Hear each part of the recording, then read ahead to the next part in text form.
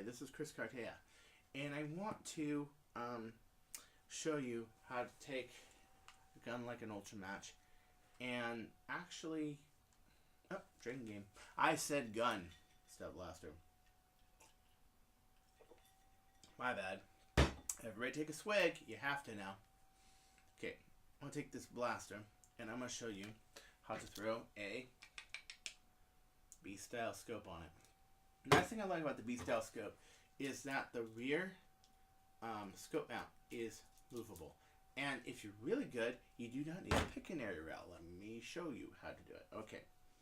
Number one, you want your front mounts to dive. So you got to take these two and you got to carve them out. Now, you can do something like take a piece of metal like this big long thing of pliers that I specifically bought for removing center posts on Nerf blasters, and just see that, and just cleaning it up, just scraping it out.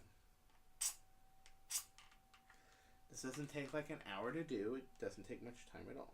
Okay, so take this right here. See this? So I'm taking this under part right here, and I'm taking this right here, and I'm just scraping it. I'm just making a little bit of a crown, an angle, okay, like so, because a Nerf accessory rail almost cuts it. Okay, so now I'm going to take my scope, okay, I'm going to slide the scope on, like so, and I'm going to, let's get rid of this plastic little scraps right here. I'm going to take it, I'm going to go right to the front of the blaster, and I'm going to hand tighten these. Another thing about the B-style scopes that I like so much is that you can hand tighten them, and they work rather well. Okay, so we're going to take this center part right here, and you see where this post is right here going up. I don't think you can see it. You can see that, right? Where it goes up to there. Okay. On a Firestrike or any blaster, because they all have one, they'll have that point where you can just fit like one little accessory rail in there, and that's it. Like one little accessory. If you snap it all in there like He-Man. I'm sure you know what I'm talking about. Okay, so take this right here, move it right here. Okay. Tighten it. Okay. The main thing when you're putting this on is that you want this to be even with that. To be even. Otherwise you're going to do a lot of scope adjusting because you're actually pitching the blaster low to fire. Okay? Okay, so now I'm going to take my trusty Honda key. I want to take these two little, you see those little screw things right there? And I'm just going to give it a little bit of a nudge there.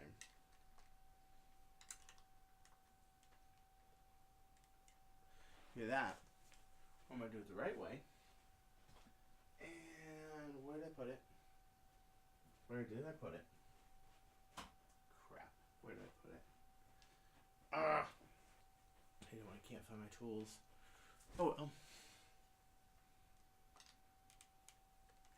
Oh well, I'll just use the key. Hell with it. Key works. My little spare Honda key. That works. Okay. So this is on there. It's pretty good.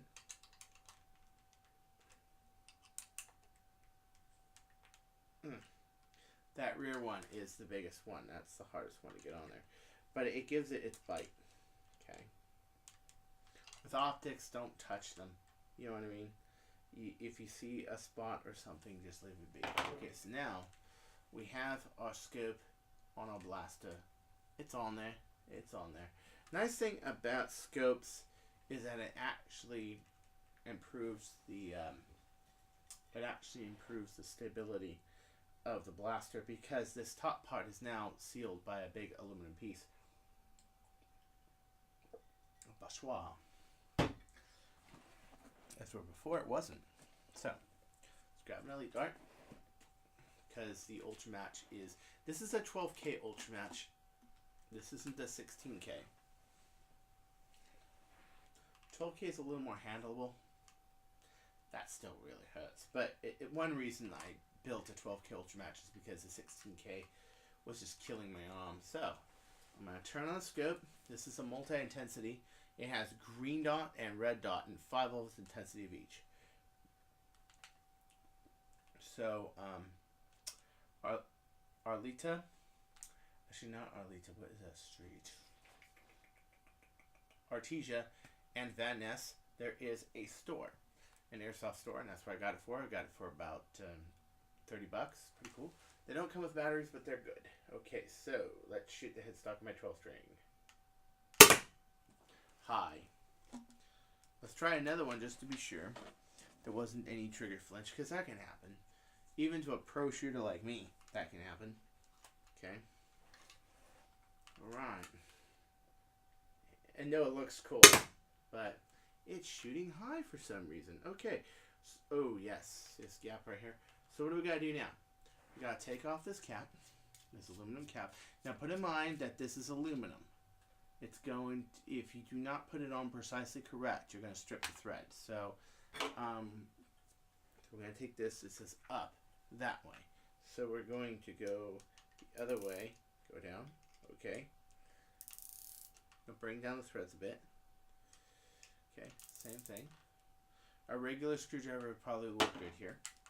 Okay, keep this off because you're probably going to be adjusting it. The thing is, when you finally get scopes, okay, one thing you're going to notice the most is that you're always fucking with your goddamn scopes.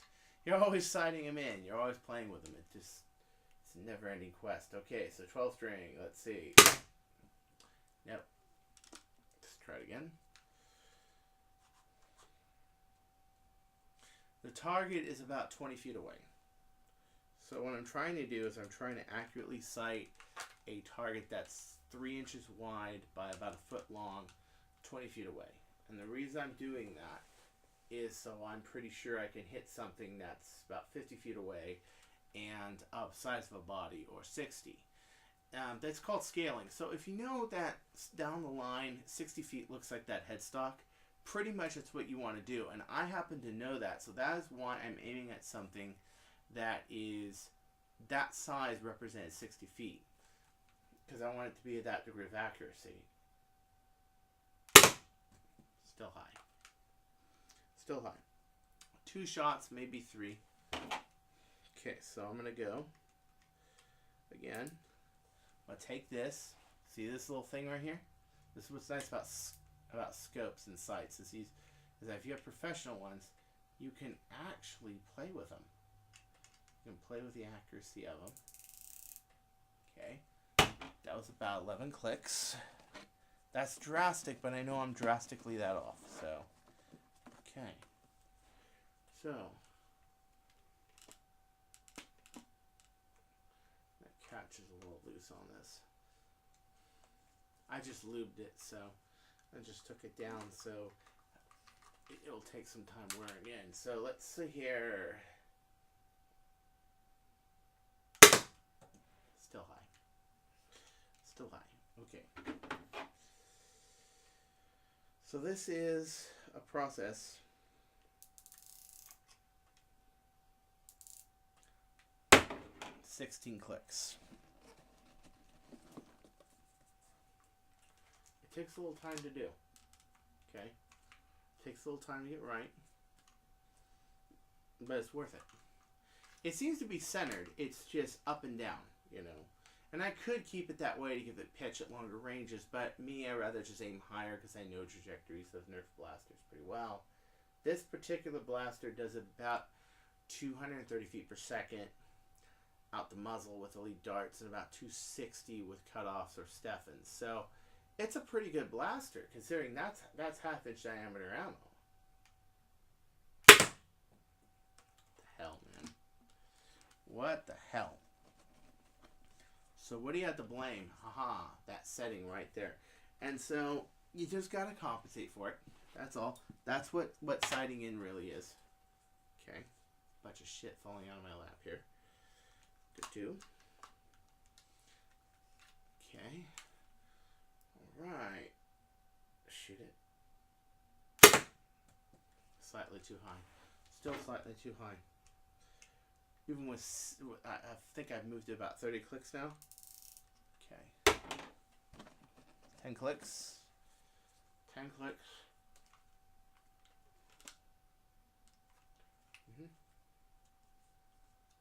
Okay. See what we get. Ready? Nailed it! There it is. You just have to be patient with it. Now, the biggest thing is you do not want the sight to move on a blaster as such. Okay, so there it was. It was just up and down off. It wasn't off totally.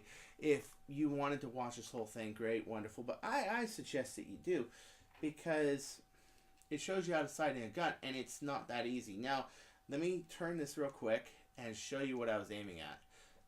I have a Tackman 12 string I got in 1989 when I was a kid for $230. This might be hard to do since I got everything wired in the computer. Okay, so I put back the sight. This is the up and down. This is the windage. That's the elevation. This is the actual intensity on it. How good are these in battle? If you're behind a bunch of people and you're shooting, great. If not, get something that's, rapid fire or repeater, because quite frankly, that's going to come in much more handy in an ambush situation. But it's still a lot of fun. If anything, these blasters are much more fun either in a spy versus spy kind of battle, like I had with my nephew today, and I actually lost. I lost my very first spy versus spy battle in about 12 years. I kid you not, that sucks, man. I am usually the greatest, but he got that lucky shot right on the shoulder.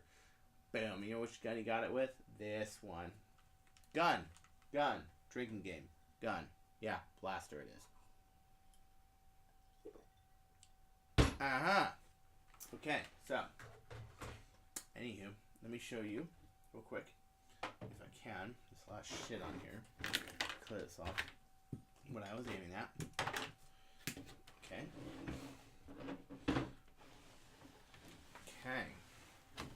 Okay, that 12 string right there. You see that 12 string headstock? That is what a person looks like at 60 feet. They're that small. And so you can try to aim at somebody at 60 feet. Or what you can do is actually do what I did, which is sight in that, and knowing that that side's at 60 feet and sight it in at 20. Much nicer. So anywho, another long video. But I wanted to show you that the B-style scope really does work. You can throw it on a Stampede. You can throw it on well, not a Retaliator because it's a slide bag, but you can throw it on a Rampage. You can throw it on all sorts of blasters. And it does wonderful, great carnage. Just great and wonderful. So anywho, this is Chris Cartea. Take care.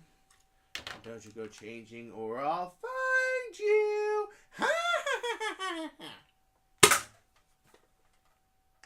Just kidding. See you later.